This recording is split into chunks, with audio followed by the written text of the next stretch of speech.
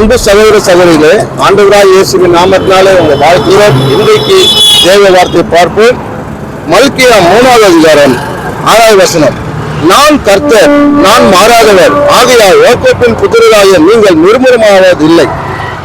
அப்படியாக அன்பு சகோதரனே, அன்பு சகோதரரே, ஆண்டவர் உன்னை பாதுகாப்புன்னு சொன்னவர், உன் குடும்பத்தை பாதுகாப்புன்னு சொன்னவர், உன் குடும்பத்தை வழிநடத்தும் சொன்னவர். அவர் மாறாத தேவன். அவர் பொய் சொல்லுகிறவர் அல்ல. அடிக்கடிக்கு மனுஷன் மாற்றி மாற்றி பேசுகிறவர் அல்ல. இன்னைக்கு ஒன்று சொல்லுவான், நாளைக்கு ஒன்று சொல்லுவான், நான் எங்க சொன்னேன்னு சொல்லுவான். ஆனா இவரு நான் மாறாதவர், யாக்கோபின் புத்திரராக நீங்க நிர்மூலமாவதில்லை. நீங்க நிர்மூலம் ஆவதே கிடையாது. நீங்க எந்த சூழ்நிலை இருந்தாலும் சரி, எந்த காரியங்களும் நிர்மூலமாக. ஏன்னா நான் உன்னோடு கூட இருக்கிறேன், நான் உன்னோட கூட இருக்கிறேன். நீ பயப்படாத, போத நீ பயந்தது, நான் உன்னோட கூட இருக்கிறேன். ஏன்னா ஆண்டவர் சொல்லுகிற நீ நிர்மூலமாவதில்லை.